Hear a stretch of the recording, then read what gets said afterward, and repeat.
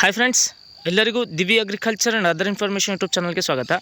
ನಾವು ಕುರಿ ಸಾಕಾಣಿಕೆ ಮಾಡ್ತೀವಿ ಅಂತ ಹೇಳಿದಾಗ ನಮಗೆ ಮೇವಿನ ಪಾತ್ರ ತುಂಬ ಮುಖ್ಯವಾಗಿರುತ್ತೆ. ಅದೇ ರೀತಿ ಬೇಸಿಗೆಯಲ್ಲಿ ಮೇವನ್ನು ಅರೇಂಜ್ ಮಾಡೋದು ತುಂಬ ಕಷ್ಟ ಆಗುತ್ತೆ. ಯಾಕಂತ ಹೇಳಿದ್ರೆ ನೀವು ಬಯಲುಸೀಮೆಗಳಲ್ಲಿ ಕುರಿ ಸಾಕಾಣಿಕೆ ಮಾಡ್ತಾಯಿದ್ರೆ ಅಲ್ಲಿ ಒಣ ಹುಲ್ಲುಗಳು ಸಿಗ್ತಾ ಇರುತ್ತೆ. ನೀವು ನೋಡ್ಬೋದು ತೊಗರಿ ಹೊಟ್ಟು ಮತ್ತು ಜೋಳದ ಹೊಟ್ಟು, ಶೇಂಗಾ ಹೊಟ್ಟು, ಇನ್ನೂ ಹಲವಾರು. ಆದರೆ ನಮ್ಮ ಕಡೆ ಮಲೆನಾಡಲ್ಲಿ ನಾವು ಕುರಿ ಸಾಕಾಣಿಕೆ ಮಾಡ್ತೀವಿ ಅಂತ ಹೇಳಿದಾಗ ನಮಗೆ ಸಿಗುವಂಥದ್ದು ಬರೀ ಭತ್ತದ ಹೊಟ್ಟು, ಭತ್ತದ ಹುಲ್ಲು ಸಿಗುತ್ತೆ. ಭತ್ತದ ಹುಲ್ಲಲ್ಲಿ ಅಂತ ಹೇಳುವಂಥ ಯಾವುದೇ ಪೌಷ್ಟಿಕಾಂಶಗಳಿರಲ್ಲ. ಅದರಿಂದ ನಾವೇನು ಮಾಡ್ತೀವಿ ಅಂತ ಹೇಳಿದಾಗ ಹಸಿ ಹುಲ್ಲನ್ನು ಒಣ ಹುಲ್ಲು ಜೊತೆ ಮಿಕ್ಸ್ ಮಾಡಿ ಹಾಕಬೇಕಾಗತ್ತೆ. ಅಂಥ ಹಸಿ ಹುಲ್ಲುಗಳನ್ನು ಹುಡುಕ್ತಾ ಹೋದಾಗ ನಿಮಗೆ ಬೇಸಿಗೆಯಲ್ಲಿ ಎಲ್ಲೂ ಸಿಗಲ್ಲ. ಅದಕ್ಕೆ ನೀವೇನು ಮಾಡಬೇಕು ಅಂತ ಹೇಳಿದ್ರೆ ನಿಮ್ಮ ಗದ್ದೆಗಳಲ್ಲಿ, ನಿಮ್ಮ ತೋಟಗಳಲ್ಲಿ ಅಥವಾ ನಿಮ್ಮ ಹಕ್ಕಲಲ್ಲಿ ಕಂಡುಬರುವಂಥ ಸಣ್ಣ ಪುಟ್ಟ ಗಿಡಗಳು, ಅಂಥ ಗಿಡಗಳನ್ನು ತೊಗೊಬಂದು ಹಾಕುವಂಥದ್ದು ಆಗಿರ್ಬೋದು. ಅದರಿಂದ ಕೂಡ ಕುರಿಗಳು ಬೆಳವಣಿಗೆ ಆಗುತ್ತೆ. ಯಾಕಂತ ಹೇಳಿದ್ರೆ ನೀವು ಬರೀ ಹುಲ್ಲನ್ನು ಹಾಕಿ ಕುರಿ ಸಾಕಾಣಿಕೆ ಮಾಡ್ತೀವಿ ಅಂತ ಆಗಲ್ಲ.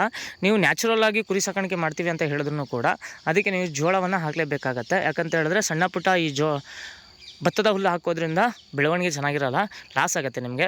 ನೀವೇನು ಮಾಡಬೇಕು ಅಂತ ಹೇಳಿದ್ರೆ ಅದಕ್ಕೆ ಹೊಟ್ಟೆ ತುಂಬಕ್ಕೆ ಅಷ್ಟೇ ತೊಗೊಂಡು ಹಾಕಬೇಕಾಗತ್ತೆ. ಮತ್ತು ನೀವು ಜೋಳವನ್ನು ಜಾಸ್ತಿ ಪ್ರಮಾಣದಲ್ಲಿ ಕೊಡಬೇಕಾಗತ್ತೆ.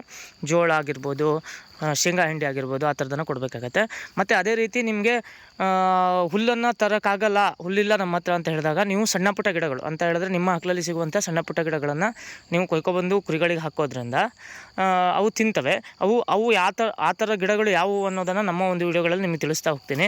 ಇವತ್ತು ನಿಮಗೆ ನಾನು ತಿಳಿಸ್ತಾ ಇರೋವಂಥದ್ದು ಈ ಗಿಡ ನೋಡಿ. ಇದಕ್ಕೆ ಬಂದುಬಿಟ್ಟು ಹೊನಗಲು ಗಿಡ ಅಂತ ಹೇಳಿ ಕರೀತಾರೆ ನಮ್ಮ ಕಡೆ. ನಿಮ್ಮ ಕಡೆ ಏನಂತ ಕರೀತಾರೆ ಇದಕ್ಕೆ ಕಮೆಂಟ್ ಮಾಡಿ.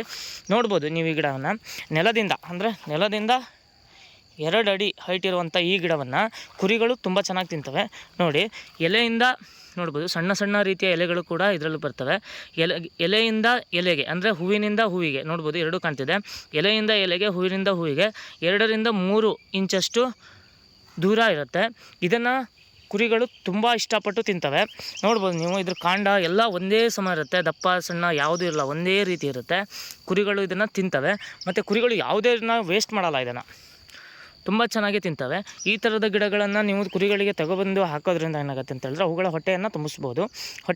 ಅವುಗಳಿಗೆ ಹೊಟ್ಟೆ ತುಂಬ ಮೇವನ್ನು ಕೊಡೋದ್ರಿಂದ ಏನಾಗುತ್ತೆ, ಜೋಳದ ಜೊತೆ ಅವು ಮೈ ಹಿಡಿಯುವ ಪ್ರಮಾಣ ಹೆಚ್ಚಾಗಿರುತ್ತೆ. ನೋಡ್ಬೋದು ನೀವು.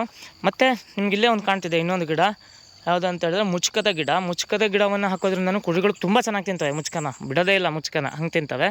ಮತ್ತು ಅದರಿಂದ ಮನುಷ್ಯನಿಗೂ ತುಂಬ ಉಪಯುಕ್ತ ಇದೆ. ಅದೇನು ಅಂತ ಹೇಳಿ ಮುಂದಿನ ವೀಡಿಯೋದಲ್ಲಿ ನಾನು ನಿಮಗೆ ತಿಳಿಸ್ಕೊಡ್ತೀನಿ. ನೋಡ್ಬೋದು ನೀವು ಫ್ರೆಂಡ್ಸ್, ಈ ಥರದ ಗಿಡಗಳನ್ನು ಹಾಕೋದ್ರಿಂದ ಕುರಿಗಳು ಅಥವಾ ದನಗಳು ತಿಂತವೆ. ದನಗಳಿಗೂ ಹಾಕ್ಬೋದು, ಏನು ಸಮಸ್ಯೆ ಇಲ್ಲ. ಆದರೆ ಕುರಿಗಳು ತುಂಬ ಇಷ್ಟಪಟ್ಟು ತಿಂತವೆ. ಕುರಿಗಳಿಗೆ ಹಾಕಿ ಕುರಿ ಸಾಕಾಣಿಕೆಯನ್ನು ಮಾಡ್ಬೋದು ನೀವು.